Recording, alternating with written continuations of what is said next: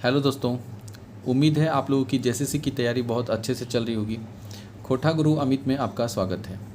आज हम लोग देखने वाले हैं, लगभग हम लोगों ने अपना सारा जो सिलेबस है जेएसएससी का उसे कंप्लीट कर लिया है। इस क्रम में आज हमारी ये जो वीडियो है उसमें हम लोग पढ़ेंगे चाबी काठी नाटक के बारे में। ठीक है, अभी तक हम लोगों का जो अब बचा हुआ जो सिलेबस है उसमें जो गीत है सहियारी गीत और छठियारी गीत, ये सब जो गीत है, संस्कार गीत, ये सब हम लोगों का बचा हुआ है। राइटर से जो है वो राइटर का भी नोट्स बन चुका है, उसका भी वीडियो बहुत जल्दी दे देंगे। वीडियो अभी 1 दिन 2 दिन लेट से आ रहा है, इसलिए क्योंकि जितना भी कंटेंट हम लोगों को सिलेबस में पढ़ना है उसका भी नोट्स बना रहे हैं। तो नोट्स बनेगा तब तो वीडियो डालेंगे। कहीं से तो कोई स्रोत है नहीं, बुक ये सब मिल नहीं रहा है, तो कहाँ से ढूंढ करके नोट्स बनाना पड़ रहा है। उसके बाद आप लोगों को अब रेगुलर वीडियो बनेगा। ग्रामर का भी मैक्सिमम पोर्शन हो चुका है, 4 पोर्शन ग्रामर में बचा हुआ है। राइटर सारा लिख चुके हैं। अगर इस कहानी को देखेंगे तो इसमें हम लोगों को एक राइटर जो हैं इस कहानी के, इस नाटक के, चाबी काठी नाटक के, वो हैं श्रीनिवास पानुरी, जिनके बारे में हम लोगों को पढ़ना है। तो एक यहाँ से हो जाएगा, आज कंप्लीट हो जाएगा। तो इस तरह से हम लोगों का सिलेबस अब धीरे धीरे कंप्लीट होते जा रहा है। हम लोग को किसी तरह से ये टारगेट लेना है कि 15 अगस्त से पहले तक सिलेबस आप पूरी तरह से कवर कर चुके हों। ठीक है, और 15 अगस्त के बाद सेट तो अभी से लगाना स्टार्ट कर दीजिए जितना नंबर आ रहा है, और नहीं तो 15 अगस्त तक आप टारगेट ले, एक अपना डेट आप फिक्स कर लीजिए। जैसे हम अपना डेट ले लिए हैं कि 15 अगस्त से पहले तक सारा सिलेबस कंप्लीट कर लेना है, और उसके बाद जो है पूरा जो कहानी है, जब आपका पूरा सिलेबस कंप्लीट हो जाएगा तो उसके बाद सिर्फ सिलेबस जो आप नोट्स बनाए हैं तो नोट्स को पढ़ते जाइए और सेट लगाते जाइए। ठीक है, एक बार एग्ज़ाम क्लियर करने का यही मंत्र होता है। ज़्यादातर जो भी टीचर हैं सब यही बताएंगे, पूरी सिलेबस एक बार अच्छे से पढ़िए, उसके बाद फिर किताब को प्रणाम करके रख दीजिए, और मार्केट में जितना भी सेट आ रहा है सारा सेट को आप लगाते जाइए। वहाँ से देखिए कि कौन सा टॉपिक में कम नंबर आ रहा है, कौन सा टॉपिक लगातार गलत हो रहा है, फिर उस टॉपिक को किताब निकाल के अच्छे से पढ़ लीजिए। ठीक है, इस तरह से मैक्सिमम क्वेश्चन अटेम्प्ट करने का कोशिश करना है। तो चलिए, आज की जो हमारी वीडियो है इसमें हमें नाटक पढ़ना है चाबी काठी। चाबी काठी लिखने वाले जो हैं लिखवैया एकर के हथ, तो एकर लिखवैया हथ श्रीनिवास पानुरी जी। श्रीनिवास पानुरी जी को खोटा साहित्य का भीष्म पितामह कहा जाता है, क्योंकि खोटा में इनकी जितनी रचनाएँ हैं उतना शायद ही किसी और जो राइटर हैं उनका आपको मिलेगा। श्रीनिवास पानुरी जी खोटा साहित्य के एक महान व्यक्तित्व हैं, और इनके बारे में हम लोगों को इनका व्यक्तित्व और कृतित्व में भी पढ़ना है। तो ये श्रीनिवास पानुरी जी के बारे में हम लोग इस वीडियो में भी देखेंगे और आगे भी देखेंगे। ये जो है चाबी काठी नाटक, इसमें इन्होंने जो छुआछूत प्रथा होता है समाज में, जो पहले के समय में जो पाखंड भरा हुआ था, अंधविश्वास जो फैला हुआ था, जमींदारी व्यवस्था जो था, जिससे जो आम गरीब जनता जो होते हैं, भोले भोले लोगों को कैसे बेवकूफ़ बनाया जाता था, भगवान के नाम पे डराया जाता था, ये सब के बारे में इन्होंने इसमें बताया है। ठीक, अब उसके बाद हम लोग देखेंगे चाबी काठी एक क्या है, खोटा नाटक है। जितने भी नाटक हम लोगों को, इसमें तो एक ही नाटक पढ़ना है, लेकिन इससे पहले भी और सब नाटक पढ़ना था। तो जितना भी नाटक है उसका प्रकाशन जो होता है वो बालीडीह खोटा कमेटी से होता है। तो अगर कोई भी नाटक पूछ दिया जाए कि ये इसका प्रकाशन कहाँ से होता है, तो बोलेंगे बालीडीह खोटा कमेटी बोकारो में है। बालीडीह कहाँ है? बालीडीह एक जगह का नाम है, तो कहाँ है वो? बोकारो में। तो चाबी काठी नाटक का प्रकाशक बालीडीह खोटा कमेटी से है, और ये लिखा गया है किसके द्वारा? श्रीनिवास पानुरी के द्वारा लिखा गया है। परिचय में है कि खोटा भाषाई गीत झूमर से ऊपर उठ शिष्ट। खोटा भाषा का पहले गीत आता था, और गीत से ऊपर उठ करके जो कहानी हुआ, जो साहित्य हुआ, तो साहित्य जो होता है वो सब की रचना करने के लिए श्रीनिवास पानुरी जी का नाम सबसे ऊपर लिया जाता है। ठीक है, अगर ये कहा जाए कि खोटा शिष्ट, शिष्ट किसे कहते हैं? खोटा शिष्ट होता है ना, शिष्ट उसे कहते हैं जिनके राइटर के बारे में हम लोगों को पता हो। तो शिष्ट साहित्य का जो जनक है वो खोटा के, अगर श्रीनिवास पानुरी जी को बोला जाए तो ये भी कोई गलत बात नहीं है। ठीक है, अतिशयोक्त मतलब गलत नहीं है। इनका जन्म हुआ था 25 दिसंबर 1920 को। श्रीनिवास पानुरी जी का जन्म कब हुआ था? 25 दिसंबर 1920। इनके कहाँ हुआ था? तो बरवा अड्डा धनबाद में। कहाँ भेल रहा है? बरवा अड्डा धनबाद में भेल रहा है। और शालिग्राम पानुरी इनके पिताजी का नाम बापेक मतलब पिताजी का नाम शालिग्राम पानुरी और माता का नाम दुखनी देवी है। ठीक है। और बोल रहा है कि इन्होंने स्कूली शिक्षा जो है अपना धनबाद से ही मैट्रिक तक पास किए, तो मैट्रिक तक ही पढ़े लिखे थे। हम लोग जानते हैं कि मैट्रिक तक पढ़े लिखे थे और फिर ये क्या गुमटी खोल दिए थे, पान गुमटी, और क्योंकि इनका पारिवारिक हालत ठीक नहीं था तो पान गुमटी खोल करके कुछ दिन बेचते थे। इनकर पहिल खोठा कविता, इनका जो पहला कविता है वो छपा था बाल किरण। किसमें छपा था? बाल किरण नाम से। और तकर बाद इनकी एक और कविता छपा दिव्य ज्योति। तो इनका एक पहला कविता जो छपा उसका नाम था बाल किरण, और उसके बाद जो छपा दिव्य ज्योति, उसके बाद तो पूरा चमचमाइए गए, छा गए पूरा। तो इनका और भी प्रकाशित मध्य इनके और भी है, जैसे कि हिंदी में एक समाधान नाम से छपा है, फिर बाल किरण, दिव्य ज्योति, मेघदूत का अनुवाद ये खोठा में किए हैं, राम कथा मृत ये काव्य है वो लिखे हैं, ये सब प्रकाशित है। लेकिन कुछ कुछ ऐसा होता है जो नहीं छपता है। तो नहीं छपने वाले में है आँखिक गीत जो कि गीत संग्रह है, पारिजात एक काव्य संग्रह है, काव्य है, कविता है पारिजात, रक्ते भींजल पाखा अनुवाद है, अजनास नाटक है, मोतीचूर, आगिन परिखा, मोहभंग, हमर गांव, भ्रमर गीत, उद्भासल कर्ण जो हम लोगों को नाटक पढ़ना था, युगेक गीता, अपराजिता, युग जा, मेरे गीत, छोटो जी, वामपंथी, भावना हेन तेन, ये सब इनका अप्रकाशित है।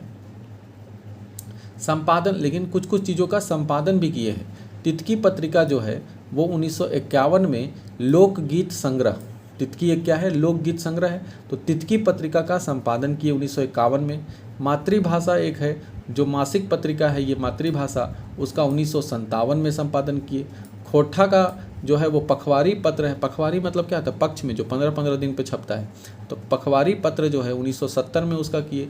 फिर मालाक फूल कविता संग्रह का किए। धनबाई क्षेत्रे घुर घुर कविता पाठ और खोठा नाटक मंचन किए। मतलब कि धनबाद में घूम घूम के खोठा का कविता का पाठ करते थे और नाटक का मंचन भी करते थे। ठीक है। तो इस तरह से इनकी ये कुछ रचनाएं हैं।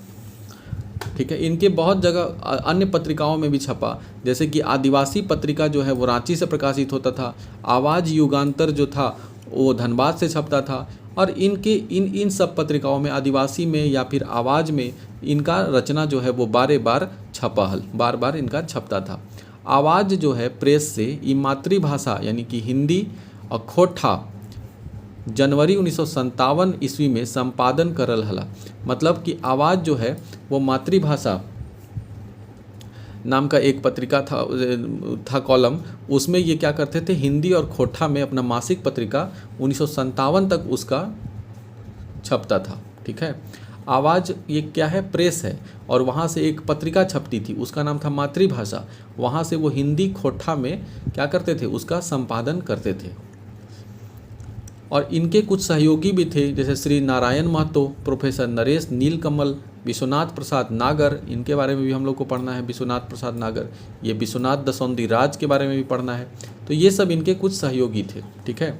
विश्वनाथ दसौंधी राज में हम लोग पढ़ेंगे कि ये इनका जो विश्वनाथ दसौंधी राज का जो काव्य जो गुण था वो इन्हीं के कारण, श्रीनिवास पानुरी जी के कारण ही ये क्या हुआ, चमके थे। 1950 से लेकर 1986 तक 40 साल खोठा पानुरी जी युग के नाम से जानल जा। तो क्वेश्चन पूछा जाए कि पानुरी जी का युग कब से कब तक माना जाता है, तो 50 से लेकर 86 तक, टोटल कितना साल हो गया, 36 साल। तो वही 40 साल लगभग है, जो 40 साल का जो समय है वो पानुरी युग के नाम से जाना जाता है। ठीक है। और लेकिन 7 अक्टूबर 1986 को अचक्के माने अचानक हृदय गति माने हार्ट अटैक आ गया, और हार्ट अटैक के कारण ही इनकी मृत्यु हो गई। लेकिन इनकी कविता देखिए आज तक हम लोग पढ़ रहे हैं, जेएसएससी का तैयारी करने के लिए हम लोग को पढ़ना पड़ रहा है। ठीक है। तो इतने महान व्यक्ति थे, हम लोगों को नौकरी दिलाएंगे यही। तो चलिए आगे चलते हैं हम लोग। इस कहानी में हम लोग जो चाबी काठी पढ़ना है, इसमें हम लोग पढ़ेंगे किस चीज़ के बारे में, तो नाटक है। तो नाटक में हम लोग पढ़ेंगे पात्र परिचय। पात्र परिचय मतलब इसमें हम लोग को कौन कौन कैरेक्टर मिलेगा। तो सबसे पहला है शंभू। शंभू एक क्रांतिकारी युवक है और इस फिल्म का ये हीरो है, नायक। ठीक है। इस नाटक का हीरो है। दूसरा है कालूराम। कालूराम जो है वो साहूकार और जमींदार है। बाबा बाबा जो रहता है वो क्या रहता है, गांव का एक बूढ़ा आदमी रहता है। नाती, नाती एक लड़का है। राधो, राधो शहरी युवक है। रतिराम, रतिराम भी, राधो और रतिराम दोनों शहरी युवक है। संतु, संतु जो है वो क्या है, संतु कालूराम का लठैत है। लठैत मतलब देखे होंगे फिल्म विल्म में, जिसमें अमरीश पुरी का फिल्म में देखे होंगे, उसके बगल में वो खड़ा रहता है लाठी उठी लेके, तो वही है संतु। और कालूराम के दो लठैत के बारे में बोला गया है, एक है संतु और दूसरा सिंह जी। और फिर है श्रीपति, श्रीपति एक ग्रामीण है, गांव का आदमी। फकीरा, फकीरा कालूराम का मुंशी होता है। क्वेश्चन पूछेगा कालूराम के मुंशी का नाम क्या है, तो बोले है फकीरा। फिर है जादू, जादू नाम है ग्रामीण। मोती, मोती जो है वो कौन है, मोती एक विदूषक है, ठीक है। उसके बाद है कि खेपा, खेपा जो है वो एक ग्रामीण है। और रोहन, रोहन कालूराम का बेटा का नाम है। तो कालूराम के बेटे का नाम क्या रहे, रोहन, ठीक है। शंभू कौन हलक, तो एक क्रांतिकारी युवक। और इसमें कुछ स्त्री पात्र लड़कियां भी हैं, जैसे कि सोहागी, शंभू की माँ, शंभू जो इस कहानी का हीरो है उसकी माँ का नाम सोहागी है। फिर है समरी, समरी एक ग्रामीण है। फिर है चुटरी, चुटरी माए, चुटरी माए विदूषक जो था, विदूषक कौन था, मोती। ये चुटरी और चुटरा, ठीक है, इसके माता पिता है। चुटरी के पिताजी का नाम है मोती और मम्मी का नाम है चुटरी माए, जो कि विदूषक की पत्नी है। और फिर है दमयंती, दमयंती एक पढ़ी लिखी महिला है इसकी। और कर्मी, कर्मी एक दलाल औरत है। तो आगे हम लोग चलते हैं। इस कहानी का पहला दृश्य, पर्दा उठता है, टन टना। अब कहानी हम लोग पढ़ते हैं। ओह गरीबी की अभिशाप, गरीब के सभी हीन दृष्टि देखत, तुच्छ बुझत, विद्या बुद्धि तेज एकर आगू बेकार। बोल रहा है कि गरीबी एक अभिशाप है, एक श्राप है। इसको सभी हीन दृष्टि से, नीचा दृष्टि से गरीब आदमी को देखते हैं। विद्या बुद्धि सब एकर आगू बेकार। गरीबी के सामने क्या होता है, पढ़ा लिखा आदमी हो चाहे बुद्धि का तेज आदमी हो, गरीबी के आगे सब बेकार। दिमाग काम नहीं करता है, पैसा नहीं रहता है, क्या करना है नहीं करना है। बड़ा पढ़ा लिखा आदमी भी बेकार हो जाता है, एकदम बेकार। कोई मानुष नाय बुझहत, कोई आदमी बुझता है गरीब आदमी को, सब पैसा वाला को देखिए सलाम ठोकता है और गरीब आदमी को लतीले रहता है। कोई आँख नाय लागबे, कोई आँख नहीं लागना मतलब ये मुहावरा हो गया। आँख नहीं लागना मतलब उस पर कोई ध्यान नहीं देता है, वैल्यू नहीं रहता है उसका, महत्व नहीं देना। चाहे वो पंडित हो, गुणवान हो, ज्ञानवान हो, रूपवान हो, कुलवान हो, चाहे या तो वो कोई पंडित हो, बहुत स्मार्ट आदमी हो, बहुत ज्ञान वाला आदमी हो, पढ़ा लिखा आदमी हो, रूप रंग कुछ भी हो, लेकिन पैसा के आगे सब बेकार। उसके बाद सांपेक विष झरे किंतु गरीब विष झार ले नए। सांप का अगर डस ले तो उसका विष को हम लोग उतार सकते हैं, लेकिन एक बार गरीबी अगर डस लेता है तो ज़िंदगी भर आदमी गरीबी में कुड़ते कुड़ते मर जाता है। गली गली भीख मांगे छोड़े, इतना ज़िंदगी बेकार हो जाता है कि गली गली उसको भीख मांगना पे छोड़ देता है, भीख मांगना स्टार्ट कर देता है गरीबी में। एकर चलते मानुष की नाय करे, इस गरीबी के चलते मनुष्य क्या करता है, कुछ नहीं कर पाता है। सुंदरी रूप बेचे, सुंदर औरत होती है अपनी रूप बेचती है, मतलब अपना शरीर बेच देती है गरीबी मिटाने के लिए। अबोध शिशु गली गली भीख मांगे, सड़कों पर देखते होंगे छोटा छोटा बच्चा लोग आके पैर में गिर जाता है, भैया 2 रुपये दीजिए ना, भैया 2 रुपये, तो गली गली भीख मांगता है। हे भगवान ये कौन पापे प्रायश्चित, बोल रहा है कि ये कौन पाप का प्रायश्चित कर रहे हैं भगवान, हमारे ऐसा गुणवान लोग के गरीबी के आगे झुलसे हुए है। शंभू कहता है मेरे जैसा गुणवान पढ़ा लिखा आदमी गरीबी के आग में झुलस रहा है। ओह की आश्चर्य, मूर्खो हमरा मूर्ख बुझहत, जकर ठिन 2 पैसा है वो अपन के भगवान बुझहत, पुण्य बुझहत। जिसके पास 2 पैसा है वो अपने आप को भगवान समझता है, ठीक है, पुण्यवान, पुण्य करने वाला समझता है, वो अपन के भगवान एक असल बेटा मानता। किंतु सभेक भीतर वो सब कौन पाप ना करे, लेकिन बोलता है कि अपने आप को बहुत भगवान का असली बेटा मिलता है, लेकिन भीतरे भीतरे उन लोग कौन ऐसा पाप है जो नहीं करता है। ताब समाजे ओहे सभेक पूछ हव है, तो और समाज में उन्हीं लोगों का क्या होता है, पूछ होता है। पूछ होना मतलब वैल्यू होना, उन्हीं लोग का वैल्यू मिलता है। सब गण्य मान्य अगुआ, मतलब समाज के सबसे प्रतिष्ठित गणमान्य आदमी वही लोग रहता है। ताव की मानुष के परित्राण नाय, 10-5 लोग सुख करते रहता, बाकी ऊ सभे गोड़ धोते रहता। 10-5 लोग जो है वो क्या करता है, सब सुख करते रहता है और बाकी सब लोग उसका पैर पकड़ के गोर धोते रहता है, मतलब उन लोग गाँव भगत में लगा हुआ रहता है। भगवान हाय भगवान डांटते रहता, भगवान भगवान सब चिल्लाते रहता है, सुधे भाई के दोष है देत, और सब अपने केवल भाग्य को दोष देते रहता है। तो त्रिया चरित्रम पुरुषस्य भाग्यम देवो न जानती कुतः मनुष्य केर कठाटा बेकार। बोल रहा है त्रिया चरित्रम पुरुषस्य, मतलब जो छल कपट का चरित्र है वो मनुष्य के पुरुष का है। भाग्यम देवो न जानती, और भाग्य में क्या लिखा हुआ है वो तो भगवान भी नहीं जानता है। कुतः मनुष्य केर, मनुष्य आखिर बेचारा क्या करे, कथाटा बेकार, सब जिंदगी बेकार है। यदि बेकार तो गरीब के हे भगवान मुँह काहे दिलथिन, अगर इतना ही गरीब बनाना ही था तो गरीब को भगवान मुँह काहे दिए, मतलब खाने का काहे दिए कि गरीब आदमी खाएगा क्या। तो इससे अच्छा अगर गरीबे पैदा करना था तो पेट नहीं देना चाहिए था, ठीक है, भूख नहीं देना चाहिए था गरीब को। साथ काहे दिलथिन, पेट काहे दिलथिन, राजा पुत्री के धनिक मानिक बेटियों तो कखनू कखनू गरीब, कभी कभी राजा राजपुत्री के बेटी जो होता है, धनी मनी जो आदमी होता है उनकी बेटी जो होती है, उन लोग को भी तो गरीब बनाइए, किंतु सुंदर स्वस्थ युवक के अपन हृदय देह के तृप्ति पावे। और जो सुंदर और स्वस्थ युवक होते हैं, हट्टा कट्ठा जो लोग हैं, वो अपने हृदय को देह से तृप्ति पावे। निश्चय एकर में भेद है, चली ई भेद के खोज कर देखी। तो बोलता है कि चलो आज हम इस भेद को खोज करेंगे कि राजा का बेटी जो है वो गरीब काहे नहीं होती है। हट्टा कट्ठा आदमी जो है अपना पूरा जीवन खपा देता है, गरीबी में खटते खटते पूरा शरीर गला देता है, आखिर ऐसा क्यों होता है। इस तरह से पहला दृश्य खत्म हो गया। दूसरा दृश्य में आते हैं। दूसरा दृश्य में सोहागी जो है वो शंभू की माँ है। तो सोहागी और शंभू मतलब माई बेटा के बीच में बातचीत चल रहा है। सोहागी कहती है बेटा तोरा झूठे एते पढ़ेली रे। तो बोलती है कि बेटा तुमको झूठे इतना पढ़ाए हैं, हम लोग माई बाप यही बोलता होगा। 10 बछरेक नाय हले तखन तोर बाप मोर गेलथुन। तुम जब 10 साल का नहीं था उस समय तुम्हारे पिताजी मर गए थे, तब हम हिम्मत कर ली, तब हम हिम्मत किए तुमको खाना खाए के तोरा खिएली, ना खाए के तोरा खिएली, जब हम नहीं खाए लेकिन तुमको खियाए। सास ससुर देल जमीन बारी बेच देली, सास ससुर का जो ज़मीन था उसको भी बेच दिए तुमको पालने के चक्कर में। ताव सोच ली तो पढ़, तो मनुष्य हो, तो हम सोचे कि तुमको पढ़ाएंगे, तुमको आदमी बनाएंगे, किंतु लेकिन। तो शंभू बोलता है किंतु की माए, एखनू हम मनुष्य होते कसर है। बोले कि अभी हम आदमी नहीं है का, मनुष्य एक धर्म पालन के हम नाय करही, तो क्या हम मनुष्य के धर्म का पालन नहीं करते हैं, हम आदमी नहीं हैं का अभी। हम कधियो तोरा अपमान करल हियो, हम का तो कभी तुम्हारा अपमान किए हैं, कोनो बातें कधी हियो, मतलब तुम्हारा कोई बात काटे हैं, तुमको कुछ बोलते हैं, दुख दिले हियो, क्या कभी कोई दुख दिए हैं। तोरे नाय गांव घरे ककरो, तुम्हारा ना कोई, तोरे नाय गांव घरे ककरो, ना तुमको को भी दुख दिए हैं, ना घर के ना गांव घर के कोई आदमी को दुख दिए हैं।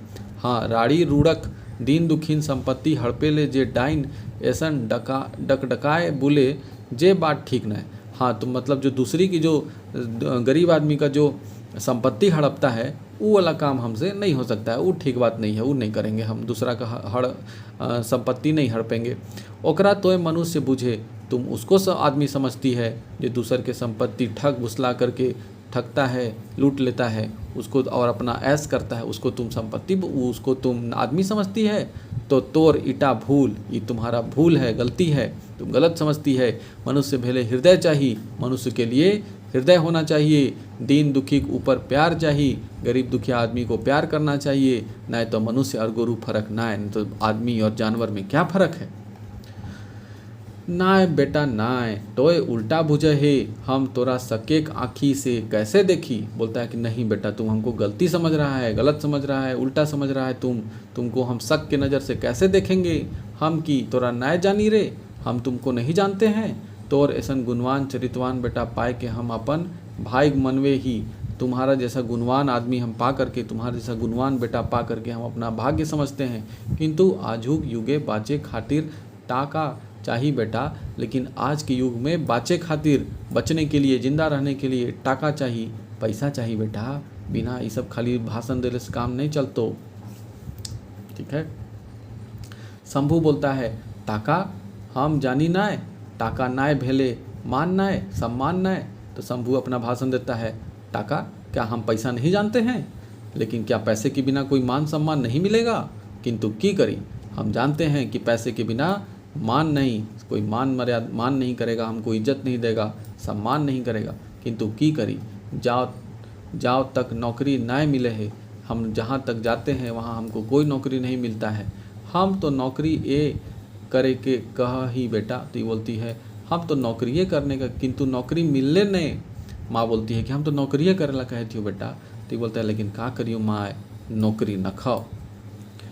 इतने बड़ कोल फील्ड, तो उसकी माँ बोलती इतना बड़ा कोल फील्ड है, मतलब कोयला माइन जो धनबाद में है, झरिया, धनबाद, सिंदरी, माराफारी, लाख लाख को लोग काम करहत और यह धरती सर्गे सुख लुटाहत। बोला कि इतना इतना आदमी लोग वहाँ लाखों लाख काम करते हैं, पैसा कमाता है और ऐस मौज से रहते हैं, किंतु तोर खातिर एगो छोटे मोटे कोनो 150 टका काम ना है बेटा।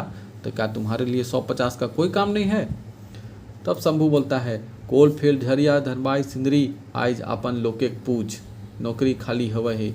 बोल रहा है कि कोल फील्ड जो है जितना भी, उसमें केवल अपना लोग जान पहचान लोग का नौकरी होता है, किंतु अफसर सभे अपन लोग अगुए से नंबर लगाए के बैसल हाथ। लेकिन वहाँ के अफसर लोग जो है वो पहले से ही अपना बाल बच्चा के नंबर लगा के वहाँ रख दिया है कि हमारे बाद हमारा बेटवा बैठते। तो ना जाने माए आज सब अफसर अपन अपन झंडा गाड़ के पलथी मार के अजगर ऐसन बैसल हथ लोग।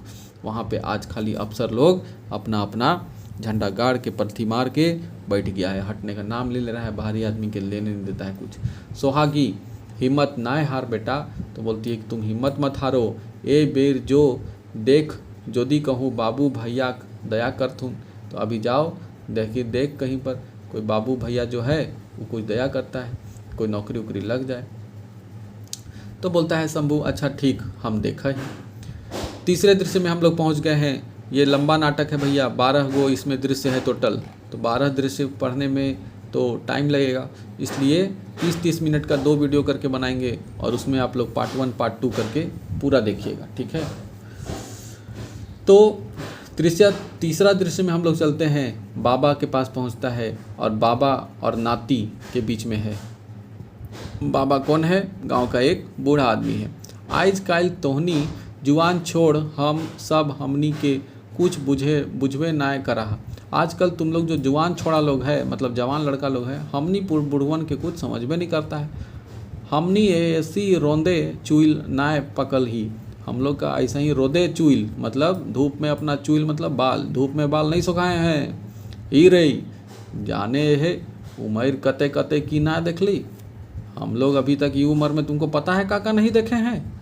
कते लोग उजड़ गेला, कते बन गेला, कितना लोग जो है उजड़ गया और कितना बन के बिल्डिंग ठोक लिया, सब पता है हमको। और की देख ले बाबा? तो बच्चा बोलता है काका देख ले बाबा। सुना थीर होया के सुनाओ ध्यान से सुनो, हम तोरा दुनियादारी के बात सुनावा ही, हम तुमको बताते हैं दुनियादारी का चीज़। पोथी लिखल ई गुला नाय पवे, ई खाली किताब पढ़े से काम नहीं होता हो। के ते खोल के लिखत, इतना खोल के कौन बताएगा तुम लोग को, कौन लिखेगा किताब में? ई गुला हमारे ऐसा बूढ़ा पुरनिया ठीन पैबे।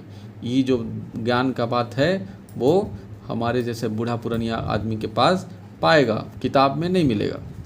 हाँ बाबा, कालूराम ने की भीख मांगते हियाँ आयल हले। हाँ बाबा, कालूराम के देख भीख मांगते मांगते यहाँ आया था, तुरते इतने बड़ धनी कैसे भय गए? तो पूछता है इतना बड़ा अमीर आदमी कैसे बन गया सर? आया था तो भीख मांग रहा था। तो बाबा बोलते हैं ओहटो सुनो ही रे बोका। बोलता है कि रुक रे बोका बेवकूफ़, ओहो बात बता भाई।